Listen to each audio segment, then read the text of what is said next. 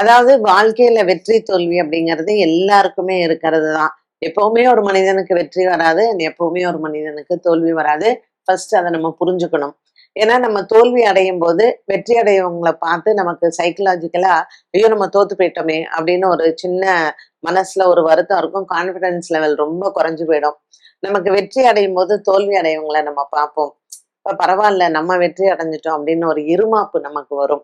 இது வந்து நம்ம யாருமே வந்து பெரிய ஞானியோ, இல்ல வந்து ஒரு பெரிய மகானோ அப்படியெல்லாம் கிடையாது. We are all human beings தான். ஸோ இதெல்லாம் நமக்கு இருக்கக்கூடிய ஒரு சின்ன சின்ன இமோஷன்ஸ். இப்ப நம்ம வந்து தோல்வியே எனக்கு வரக்கூடாது. அதுக்கு நான் ஒரு பரிகாரம் அப்படின்னாலும் அது கிடையவே கிடையாது. ராமருக்கும் தோல்வி வந்திருக்கு, கிருஷ்ணருக்கும் தோல்வி வந்திருக்கு, பரசுராமருக்கும் வந்திருக்கு. அதனால எல்லாருமே நம்ம பார்க்கக்கூடிய இதிகாசங்கள் எல்லாமே தோல்வி, வெற்றி எப்பொழுதுமே வாழ்க்கையில வரும். முயற்சி அப்படிங்கிறது கண்டிப்பாக இருக்கணும். தோல்வி அடையும் பொழுது அத பத்தி யோசிக்காம, "ஐயோ! தோத்து போயிட்டோமே!" அப்படின்னு யோசிக்காம, அடுத்தது நான் வெற்றி அடையறதுக்கு என்ன செய்யணும் அப்படிங்கிறத நம்ம யோசிக்கணும். அண்ட் வெற்றி அடையும் பொழுது, அடுத்தது வெற்றிக்கு எப்படி, தோல்வி வந்துட்டால் நம்ம அத எப்படி கையாளணும் அப்படிங்கிறதையும் நம்ம யோசிக்கணும். ஸோ இந்த மாதிரியான சிந்தனைகளை யார் நமக்கு கரெக்ட்டா குடுப்பாங்க அப்படின்னு பார்த்தீங்கன்னா, பெருமாள் தாங்க. மகாவிஷ்ணு கோவில் வந்து நீங்க பார்த்தீங்கன்னா, எப்பவுமே பீஸ்ஃபுல்லா இருக்கும். ஒரு சிவன் கோயில் போங்களேன், ஒரு உஷ்ணம் இருந்துட்டே இருக்கும் அந்த இடத்துல. ஏன்னா சிவனே உங்களுக்கு வந்து அக்னி தானே.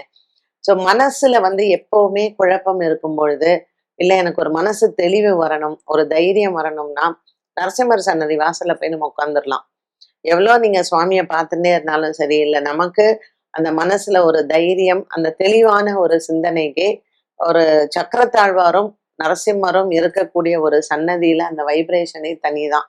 அதனால பெருமாள் கோவில்ல கருடன் சன்னதி, ஆஞ்சநேயர் சன்னதி, நரசிம்மர் சன்னதி, அதோட சேர்ந்த சக்கரத்தாழ்வார் இவங்க எல்லாம் நமக்கு மனசுல ஒரு பெரிய தைரியத்தையும், உடல்ல ஒரு பலத்தையும் குடுப்பாங்க. அடுத்து நீங்க கேட்கலாம், "அப்ப சிவன் சன்னதிக்கு எப்பங்க போகணும்?" அப்படின்னு சொல்லிட்டு.